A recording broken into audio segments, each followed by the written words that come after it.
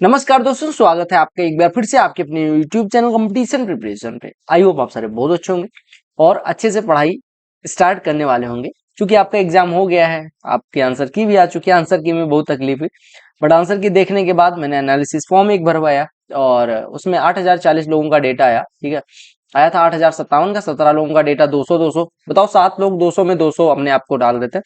ठीक है, और मैं ये नहीं कह रहा 8040, लेकिन 8000 का डेटा फिल्टर्ड है। मैंने जितना पॉसिबल हो पाया फिल्टर किया, बट सबका डेटा एक एक का चेक करना थोड़ा इम्पॉसिबल होता है। ठीक है, तो ये जो वीडियो है वो कट ऑफ वीडियो होने वाली है। इसमें हम किन किन चीजों का सहारा लेने वाले हैं। सबसे पहले तो आपको थैंक यू रहेगा कि आपने डेटा दिया, मुझ पर ट्रस्ट किया, अपना टाइम निकाला 5-7 मिनट। इतना फ्रस्ट्रेशन के बीच में आपके मार्क्स कम आए, ज्यादा है।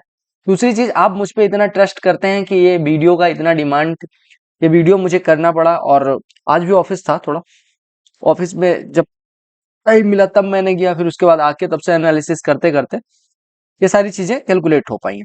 ये 2 दिन की मेहनत है मेरी, और हो सकता है इसमें कुछ चीजें गलत भी लगे आपको, हो सकता है सारी चीजें सही लगे, हो सकता है सारी चीजें गलत लगे, वो आपकी ओपिनियन हो सकती है। बट मैं टोटल टोटल क्या क्या चीज यूज करने वाला हूँ, पिछले सालों का आपको कुछ फैक्टर यूज होने वाला है। तो कट ऑफ निकालने के आप खुद भी सीख सकते हैं। कट ऑफ निकालने के लिए कुछ फैक्टर्स होते हैं कि पिछले सालों का ट्रेंड क्या रहा है, इस बार का डेटा क्या कहता है। हम पहले कट ऑफ का जब प्रिडिक्शन करते हैं तो हम ये डिसाइड करते हैं कि किस रैंक तक पहुंच के किस कैटेगरी को सिलेक्शन होगा टियर 1 में। और उसके लिए हमें पता होना चाहिए कि नंबर ऑफ कैंडिडेट कितने लिए जाएंगे। अब नंबर ऑफ कैंडिडेट एसएससी ने किसी को नहीं बताए होते। अब नंबर ऑफ कैंडिडेट वेरी कर सकते हैं, इस वजह से कट ऑफ वेरी, इसी वजह से हमें रेंज लेनी पड़ती है, चाहे कोई भी हो। तीसरी सबसे इंपॉर्टेंट चीज होती है कि नंबर ऑफ कैंडिडेट मान लो डिट्टो सेम बैठ गए, तो हमें नॉर्मलाइजेशन का जो माना होता है कि इतना लगभग बढ़ेगा, तो नॉर्मलाइजेशन का एग्जैक्ट फॉर्मूला एग्जैक्ट डेटा पे ही लग सकता है। लिमिटेड डेटा के साथ नॉर्मलाइजेशन का एग्जैक्ट फॉर्मूला नहीं लग सकता। तो इसमें डेविएशन मैंने लिखा है। डेविएशन और नॉर्मलाइजेशन ऑलमोस्ट सेम जैसी बातें हैं, बट 1-2 नंबर का डिफरेंस हो सकता है। तीसरी सबसे इंपॉर्टेंट चीज कि मेरे पास डेटा बहुत ज्यादा नहीं था, इस वजह से जो शिफ्ट है, जो मैंने टफेस्ट शिफ्ट बताई है और इजिएस्ट शिफ्ट, वो उसी ऑर्डर में रहेगी। यानी कि मान लो 1 2 3 4 5 हमने कोई टफेस्ट का बताया है ऑर्डर, तो हो सकता है पहली वाली दूसरे पे चली जाए, तीसरी वाली दूसरे पे जाए, चौथी वाली पांचवें पे चली जाए। बट ऐसा नहीं, टॉप 10 वाली, शुरू की टॉप 10 वाली, मतलब टफेस्ट टॉप 10 और इजिएस्ट टॉप 10 में नहीं जाएंगे। तो थोड़ा वेरिएशन हो सकता है, किसी शिफ्ट को किसी और के एनालिसिस या किसी और के डेटा में वो चीजें वेरी कर सकती हैं। ये कुछ चीजें हैं। मैं सबसे पहले अब शुरू करते हैं वीडियो को, पार्ट पार्ट में तोड़ के आपको समझाते हुए क्लास की नुमा करेंगे। ठीक है, तो थैंक यू, आप अपना टाइम वेस्ट कर रहे हैं ये वीडियो देखने के लिए। 8040 में अपने पास किस कैटेगरी का कितना कितना डेटा है वो दिया गया। एक चीज और मैंने लिख दिया कि अपनी जो अपने एनालिसिस का एवरेज निकल के आया है, वो देख पा रहे 133 अपने एनालिसिस में एवरेज है। इससे ये पता चलता है कि अपने में और हाईएस्ट स्कोर 182.5 एक जन का है और एक जन का 180। ये टॉप टू एवरेज स्कोर है, हाईएस्ट स्कोर है। 8040 लोगों में अगर मैं बात करूं इस बार रीजनिंग का स्कोर, देखो रीजनिंग हाईएस्ट लोगों ने स्कोर करा है। रीजनिंग इसका मतलब इजी आई थी। अगर हम बात करें जीके जीएस में, तो जीके जीएस हमेशा की तरह कम आया है, मतलब। और आप मैथमेटिक्स कब देख पा रहे होंगे कि मैथमेटिक्स के मार्क्स, चूंकि कैलकुलेटिव मैथमेटिक्स था और 1-2 क्वेश्चन अच्छे थे, इस वजह से घटा है। और आप देख सकते हैं शिफ्ट वाइज, मतलब वो कैटेगरी वाइज कितना कितना एवरेज रहा है। यूआर का 2106 का डेटा था, ओबीसी ज्यादा लोग सेलेक्ट होते हैं तो इस वजह से डेटा भी ज्यादा। ईडब्ल्यूएस, एससी एसटी और कुछ अदर्स का भी डेटा था जो मैंने डिलीट, यहाँ पे 201 था तो मैंने 210 इस वजह से एसटी कर लिया, क्योंकि अदर्स का अपने पास डेटा ही बहुत कम था। नो, मतलब एग्जैक्ट मुझे नहीं पता कितने लोगों का था। तो 201 करना और 8057 कर लेना, जो जितना डेटा था वो इधर उधर का ही था, वो मैंने डिलीट कर दिया है। ठीक है, ये नहीं कि अदर्स से कोई दिक्कत है, बट हाँ आप देख पा रहे होंगे कि लगभग यहाँ पे कैटेगरी का एवरेज, जैसे यूआर, ओबीसी और एससी एसटी का, सबका, ईडब्ल्यूएस का सबका एवरेज। और अगर आप एक चीज और देख पा रहे हो कि ओबीसी और ईडब्ल्यूएस का एवरेज लगभग सेम। ठीक है, हम शिफ्ट वाइज एनालिसिस की बात करें तो यहाँ पे देखने में आ रहा है कि हमारी जो शिफ्ट 3 रही है वो सीएचएसएल की तरह इस बार फिर टफेस्ट रही है, और शिफ्ट 1 मीडियम में रही है, शिफ्ट 2 जो है वो एवरेज रही है, मतलब कह सकते हैं इजी रही है। तो शिफ्ट वाइज वेरिएशन देख सकते हैं।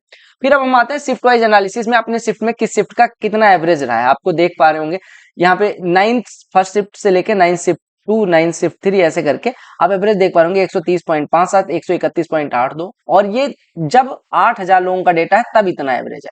हो सकता है ये जब 10,000, 20,000 और 1 लाख लोगों का डेटा होगा तो ये एवरेज कम से कम 10-15 नंबर घट के 115 पहुंच जाएगा। और जब ये एक्चुअल डेटा होगा तो ये और 30 या 40 नंबर घटेगा, ये लगभग 90 नंबर पे एवरेज पहुंच जाएगा। तो ये अपने डेटा के साथ ये एवरेज है। इसका मतलब ये नहीं कि इतना इससे ज्यादा ही कट ऑफ जाएगी, इससे कम नहीं जा सकती। ये अपने जो 8000 का डेटा है उसमें उसमें ही है।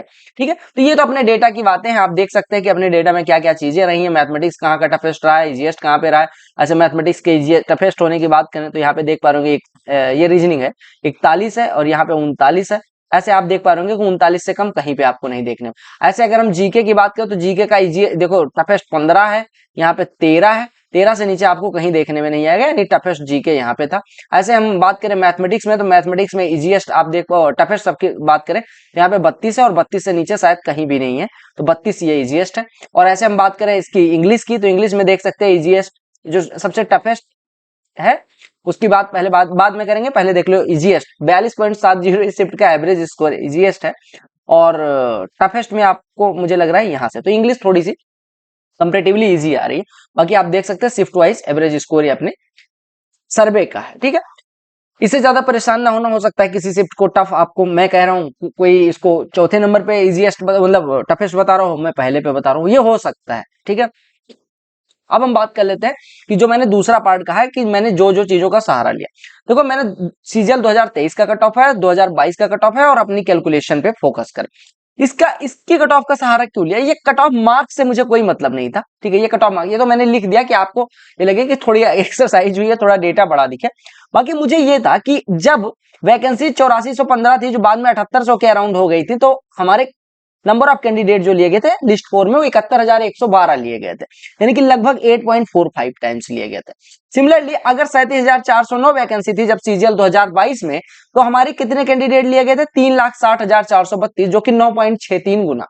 मैं मानता हूं कि कैंडिडेट जो है वो ना 8.45 लिए जाएंगे ना 10 लिए जाएंगे, हम इसी के अराउंड लेके, चूंकि वैकेंसी इस बार ठीक ठाक है तो हम मान लेते हैं कि लगभग इतने गुना कैंडिडेट लिए जाएंगे। और एक चीज और यहाँ पे लिखा होगा कि कितनी किस कैटेगरी के कितने कैंडिडेट थे। अगर यूआर की बात करें तो 13,133। अब कुछ लोग कहेंगे ओबीसी के इतने ही थे, नहीं, ओबीसी के 14,812 कैंडिडेट 21,217 में से ऐसे थे जो यूआर की कट ऑफ पार कर। यहाँ पे लिखा कि कितने कैंडिडेट अपनी मतलब ये कट ऑफ पार कर रहे थे, किस कैटेगरी के कितने, मतलब 71,000 में से कितने किस कैटेगरी के कैंडिडेट थे और कितने ऐसे कैंडिडेट थे जो यूआर की कट ऑफ पार करते। लाइक एससी के 1566 लोग थे जो यूआर की कट ऑफ पार करते, ऐसे एसटी के 321 लोग थे जो यूआर की कट ऑफ पार करते। तो ये वो डेटा लिखा हुआ। सिमिलरली अगर हम बात करें 2022 के कट ऑफ की, तो आप देख पा रहे हैं इस साल सबसे मतलब 2015 या 2014 के बाद सबसे कम कट ऑफ गई थी, क्योंकि वैकेंसी बहुत ज्यादा थी और नंबर ऑफ कैंडिडेट टेकन बहुत मच मोर हायर, 3,60,000 लिए गए। तो अगर आप देखें 73,000 यूआर के कैंडिडेट थे, जबकि आप देख पा रहे कि ओबीसी के 98,518 इस वजह से लिखा हुआ यहाँ पे देखने। पहली बार ऐसा हुआ था कि जनरल की और ओबीसी की कट ऑफ सेम थी, क्योंकि ओबीसी के 98,518 लोग लिए गए थे और 73,065 लोग यूआर, यानी यूआर के कट ऑफ पार करने वाले लोगों की संख्या अगर आप देखें तो 37,832 इधर, 98,518 इधर, 6988 इधर, 24,145 लोग इधर। यानी हम कह सकते हैं 114 नंबर, इस नंबर पे नंबर ऑफ कैंडिडेट कितने थे, तो वही होता है लास्ट यूआर रैंक जिसका सिलेक्शन हो। यानी यूआर की आप ऐसे देखो ना कि यूआर में यूआर की कट ऑफ जितने लोग पार करते हैं, यूआर की कट ऑफ जितने लोग पार करते हैं, जैसे ओबीसी से, एससी से, एसटी से, ईडब्ल्यूएस से, हर कैटेगरी के टोटल नंबर ऑफ कैंडिडेट करो तो वो आती है कि यूआर की लास्ट रैंक होगी जिसपे यूआर का बच्चा सिलेक्ट, मतलब ऑल इंडिया रैंक लास्ट वही होगी जो यूआर का बच्चा सिलेक्ट होगा। सिंपल सी बात। तो इसी आधार पे मैंने कैलकुलेट करा कि इस बार अगर 1,49,804 बच्चे लें, यानी 8.45 टाइम्स, यानी 8.45 टाइम्स जैसा कि सीजीएल 2023 में लिया गया था, तो हमारे बच्चे लिए जाएंगे 1,49,000। और अगर 2022 की तरह करेंगे तो 1,70,000, यानी हमारे जो नंबर ऑफ स्टूडेंट लिए जाएंगे वो 149, यानी 149 मतलब 1,50,000 से लेके 1,70,000 तक लिए जाएंगे। अब इसका आगे कहां यूज होने वाला है वो मैं बता देता हूं। अगर 1,50,000 लिए जाएंगे तो आप जो मैंने कट ऑफ का रेंज बताया उसकी हाईएस्ट कट ऑफ पे फोकस करना, यानी कि मान लो मैंने बताया 110 से 112, तो आप इस पे फोकस करना। और अगर 1,70,000 लिए जाते हैं तो आप इस पे फोकस करना। बस सिंपल सी बात है, क्लियर हो गया। अगर कट ऑफ का रेंज मैंने क्यों लिया है, ऐसा नहीं कि मैं 2 नंबर प्लस कर दूं 2 नंबर माइनस, ये नहीं। अगर नंबर ऑफ कैंडिडेट्स वेरी करेंगे तो cut off no doubt vary करेगी। जैसे देखो 20,000 कैंडिडेट ही अगर बदल जाएंगे तो हर कैटेगरी में परिवर्तन आएगा। तो मैंने बताया कि अगर ये लिए जाएंगे तो आपको लोवेस्ट कट ऑफ पे फोकस करना है। अदरवाइज नंबर ऑफ कैंडिडेट्स जैसे यूआर एससी के इतने लिए जाएं, एसटी के इतने लिए जाएं, ओबीसी के इतने लिए जाएं, ईडब्ल्यूएस के इतने लिए जाएं, ये मैंने किस पे बेस मारा है 2022 पे बेसिस पे अगर नंबर ऑफ कैंडिडेट्स लिए जाए तो इतने कैंडिडेट लिए जाएंगे। यूआर के 34,623 और सेम जो रेशियो रहे जैसे पिछले सालों में यूआर की कट ऑफ पार करने वाले एससी की संख्या, यूआर की कट ऑफ पार करने वाले एसटी की संख्या, यूआर की कट ऑफ पार करने वाले ओबीसी की संख्या, यूआर की कट ऑफ पार करने वाले ये की संख्या, अगर ऐसी रहे। अब यहाँ पे इस तरह नहीं होगा कि एक 114 ओबीसी की कट ऑफ गई थी तो यूआर की भी कट ऑफ सेम गई थी। इस बार ऐसे जैसे पिछले सालों का ट्रेंड रहा उस पे फॉलो करें तो इन कैंडिडेट्स में से जो कैंडिडेट क्वालिफाई हो रहे हैं इसमें से इतने कैंडिडेट इस कैटेगरी के इतने होंगे जो यूआर की कट ऑफ पार कर रहे होंगे। यानी कि आपको यूआर की कट ऑफ पार करने वाले कैंडिडेट की संख्या की अगर हम बात करें तो कितने लोग होंगे, 34,623 जनरल वाले होंगे ही होंगे, साथ में ये ईडब्ल्यूएस, इतने ओबीसी, इतने एसटी, इतने एससी कैंडिडेट होंगे जो यूआर की कट ऑफ पार करेंगे। यानी 86,784 रैंक होगी अगर इतने बच्चे लिए गए, लास्ट यूआर की रैंक होगी जिसपे कोई यूआर का बच्चा सेलेक्ट होगा अगर 1,70,000 बच्चे लिए गए। इस वजह से मैंने इस पे कैलकुलेशन करी और ये जो डिफरेंट चीजें दिख रही हैं ये वो है कि अपने कैटेगरी से कितने बच्चे क्वालिफाई होंगे, ये सारी चीज। इस पे आपको ज्यादा नहीं जाना है, ये चीजें मैंने अपने कैलकुलेशन के लिए यूज करी थी एक्सेल में तमाम फॉर्मूले लगा के। खैर वो छोड़ो, आपको बस ये समझा रहा था कि ये मैंने अगर आगे यूज होगा ये डेटा तो क्यों यूज होगा वो आपको समझाने के लिए, राइट। अब हम चलते हैं उस पर। यहाँ पे कुछ जो दूसरा डेटा मैंने यूज किया है ये रैंक मित्रा या रैंक आईक्यू, मतलब एग्जैक्ट रैंक आईक्यू का शायद डेटा मैंने यूज किया है, मतलब रैंक मित्रा या रैंक आईक्यू में से दोनों का डेटा शायद मेरे पास था, तो एक का मैंने देखा है। इसमें इन्होंने लिखा है 145 से ऊपर नॉर्मलाइज्ड मार्क्स वाले 79,446 कैंडिडेट हैं, 140 से ऊपर वाले 98,620 कैंडिडेट हैं, 135 से ये out of 3.5 lakh rank IQ है या रैंक ओ, उनका डेटा में बस डेटा का कहाँ यूज हुआ है। कुछ लोग अभी कमेंट करेंगे कि उनका डेटा चुरा लिया, नहीं, मैंने उनके डेटा से कुछ लिखा है वो मैं लिख रहा हूं कि 135 से ऊपर वाले 1,18,000, 130 से ऊपर वाले 1,37,000, यानी इतने मार्क्स पे इतनी रैंक लगभग बनेगी। 125 पे इतना, 120 पे इतना, 100। अब कुछ लोग कहेंगे कि इनका डेटा का तो बड़ा यूज आ गया या इस डेटा का क्या यूज। देखो इस डेटा से हमें ये आइडिया लगा किस नॉर्मलाइज्ड मार्क्स पे, नॉर्मलाइज्ड मार्क्स है ठीक है, उस पर कितनी रैंक लगभग बन रही है। लेकिन क्योंकि आपको पता है मल्टीपल एंट्री और जो हमारे पास डेटा होता है ना उसमें बहुत सारा डुप्लीकेसी होती है, लिटरली कोई भी नहीं कह सकता डुप्लीकेसी नहीं होती। जैसे मैंने बताया कि 8,057 में हो सकता है कि 100-200 भी ऐसे हों जिनको मैं ना अलग कर पाया हूं, जिनको जो कुछ भी डाल देते हैं। मैं बता रहा हूं 7 लोगों ने 200 आउट ऑफ 200 करा था, गूगल लिंक में गूगल लिंक लिखा था, तो ऐसे भी बदतमीज लोग हैं, बदतमीज इन द सेंस कि अब क्या कहें। तो ऐसे लोगों की वजह से मैं मान लेता हूं कि 5,000 लगभग बच्चे ऐसे होंगे जो डुप्लीकेसी की वजह से, तो 145 पे आपकी जो रैंक है वो 79,446 के अराउंड बनेगी। ऐसे ऐसे 5-5 हजार घटा दी। लेकिन जब रियल डेटा आएगा ना मेरे, सॉरी 79,446 में से 5-5 हजार यहाँ पे घटा दिया मैंने। लेकिन जब रियल डेटा आएगा तो आपको पता है कि अभी मान लो 140 पे 3.5 लाख में से रैंक आपकी बन रही हो 93,620, लेकिन एसएससी के पास ऐसा तो है नहीं सारे बच्चों ने डेटा भरा। एसएससी के पास तो मान लो कि अगर 10 लाख लोगों ने एग्जाम दिया तो 10 लाख का डेटा होगा, तो ये जो रैंक होगी ये ऊपर की तरफ खिसकेगी। यानी कि 93,620 जो अभी 140 पे बच्चे ये हो सकता है 1,10,000 हो जाए। आप कहेंगे ये 2 गुना क्यों नहीं हो गया, क्योंकि 3.5 का 10 लाख 3 गुना है तो बच्चे 3 गुना नहीं। जो मैक्सिमम बच्चे होते हैं, और अभी टेक्नोलॉजी का इतना जमाना कि मैक्सिमम जो अच्छे स्कोरर्स हैं वो सब डेटा में आ जाते हैं। वही बच्चे जो गांव में बैठे हैं जिनको टेक्नोलॉजी का ज्यादा नॉलेज नहीं है या फिर जो इतना ज्यादा डाटा में पार्टिसिपेट नहीं कर पाते उन्हीं को दिक्कत होती है, मतलब वही नहीं सर्वे में होते। बाकी maximum number of good candidates जो जिनका कुछ लेवल है वो भर ही देते हैं सर्वे, या फिर किसी का बहुत लो लेवल है तो उनका 35 नंबर आ रहा है 50 नंबर आ रहा है वो नहीं भरते।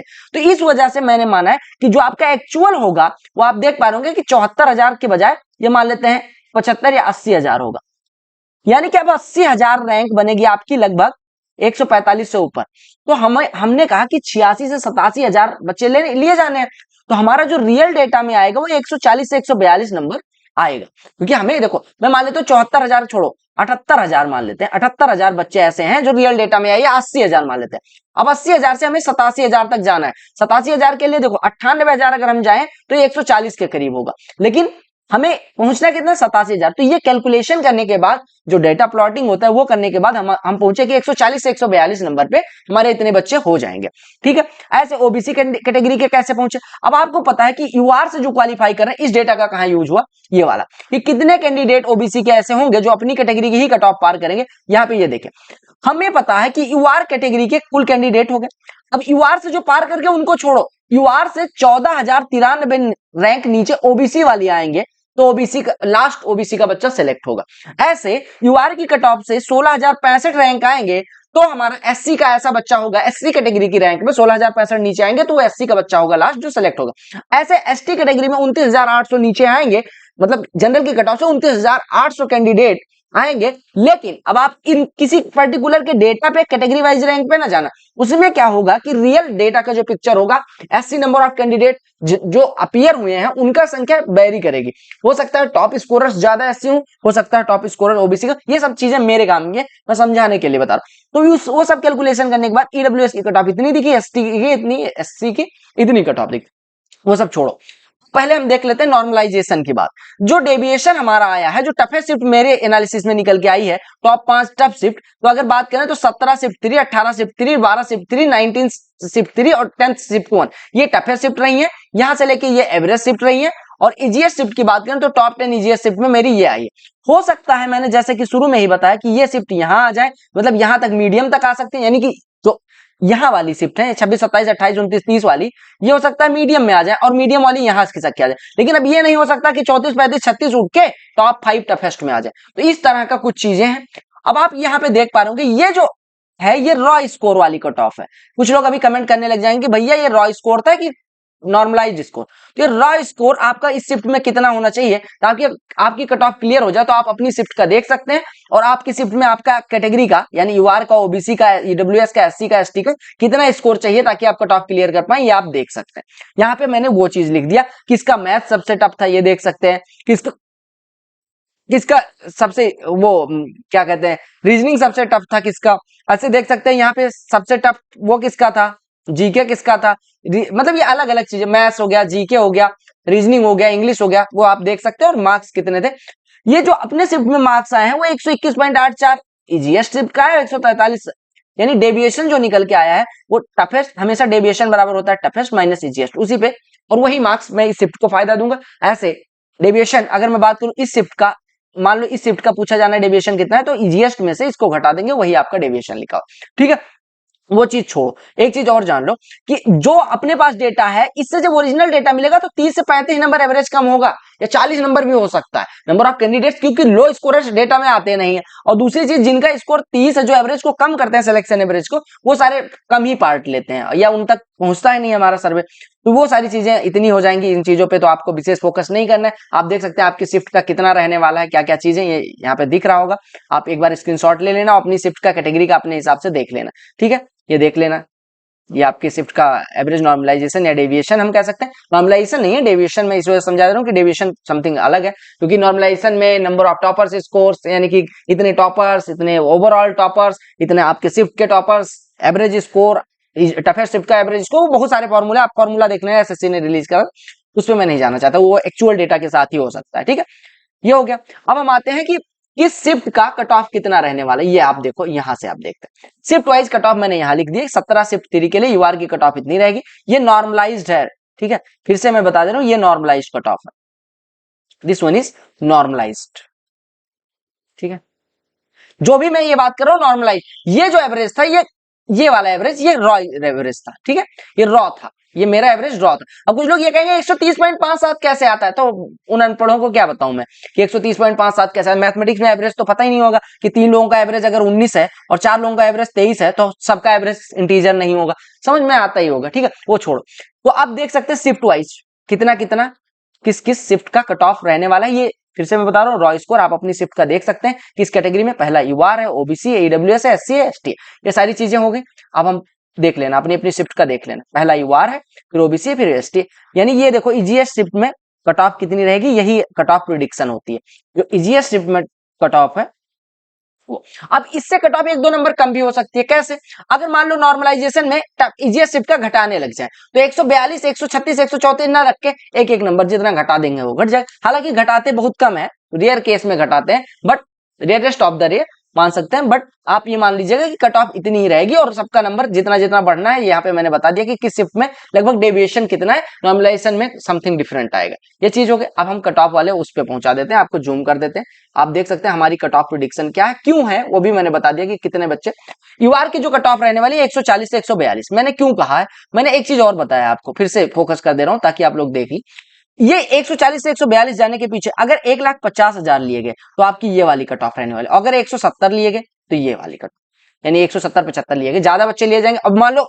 2 लाख ले लें, ठीक है, एसएससी का 2 लाख लूंगी, अब की बार 12 गुना लेना है, तो 12 गुना अगर ले लेगी तो 2 लाख पे 140 से भी कम 138 चली जाएगी, ये ध्यान रखना। अगर 2 लाख ले लेगी तो 135 से 2 कम 133 132 चली जाएगी, ये 130 चली जाएगी, ये 114 चली जाएगी, ये 106 चली जाएगी। ये कब होगा? जब 2 लाख ले ले। ये कब होगा? जब 1.5 लाख ले, सॉरी ये 1.7 लाख ले। और ये कब होगा? जब 1.5 लाख ले। समझ में आ गया? तो ये आपका ये जो कट ऑफ मैंने बताई है, फिर से बता दे रहा हूं, ये रॉ नहीं है, नॉर्मलाइज कट ऑफ है, नॉर्मलाइज स्कोर पे। अगर आपको अभी भी कंफ्यूजन है कोई, तो आप अपनी शिफ्ट में जाएं। आपको बस इतना सा काम करना है कि अपनी शिफ्ट का डेविएशन वाला स्कोर जो मैंने यहां पे लिखा है, स्क्रीनशॉट लेके डेविएशन यहां पे कहीं लिखा होगा, यहां वाले में, ठीक है, कहां चला गया डेविएशन, हाँ ये वाला, ये जो स्कोर दिख रहा है इस पे देख ले अपने शिफ्ट का डेविएशन कितना है। और डेविएशन देखने के बाद आपको क्या काम करना है, ये देखो डेविएशन और plus your score, your raw score, ठीक है। अगर वो इस रेंज में पड़ रहा है, इवन मैं कह रहा हूं 138 से 138 प्लस अगर आपका है वार में डेविएशन प्लस रॉ स्कोर, तो आप आराम से मेंस की तैयारी करो। ओबीसी के लिए भी 132 प्लस, मतलब 132 आप पहुंच रहे हो, 132 प्लस बन रहा है कब? डेविएशन का स्कोर जोड़ने के बाद। तो आप मेंस की तैयारी करो, ईडब्ल्यूएस का भी, एससी का भी, एसटी भी। अब कुछ लोग कहेंगे कि ये आपने हाईएस्ट कट ऑफ बताया, बिल्कुल, क्योंकि मैं चाहता हूं कि मेरी जो मतलब जो मैं कट ऑफ बताऊं उससे ऊपर ना जाए, ठीक है, मैं सेफेस्ट ऑफ द सेफ बता रहा हूं। लेकिन अगर आपके 2 से 3 नंबर कम है तो भी मेंस की तैयारी करो। मतलब आप मान लो कि 5 नंबर तक कम, मान लो 135 भी आपके बन रहे हैं इस लोएस्ट से, मान लो 2 लाख लेने तब तो आपका हो ही गया। अदरवाइज 2-3 नंबर कम भी बन रहे हैं, यानी 135 आपका बन रहा है, 130 बन रहा है, 128 बन रहा है, 112 बन रहा है, 104 बन रहा है। ये दिलासा देने के लिए नहीं, ये इसके लिए है कि अगली बार के प्री के लिए आप तैयार रहोगे, अगली बार के मेंस के लिए तैयार रहोगे। इस बार नहीं होगा वो मुझे नहीं पता, लेकिन इस पे मैं श्योर शॉट हूं कि 142 137 135 119 और 111 पे आपका प्री पक्का क्वालिफाई हो जाएगा, ठीक है।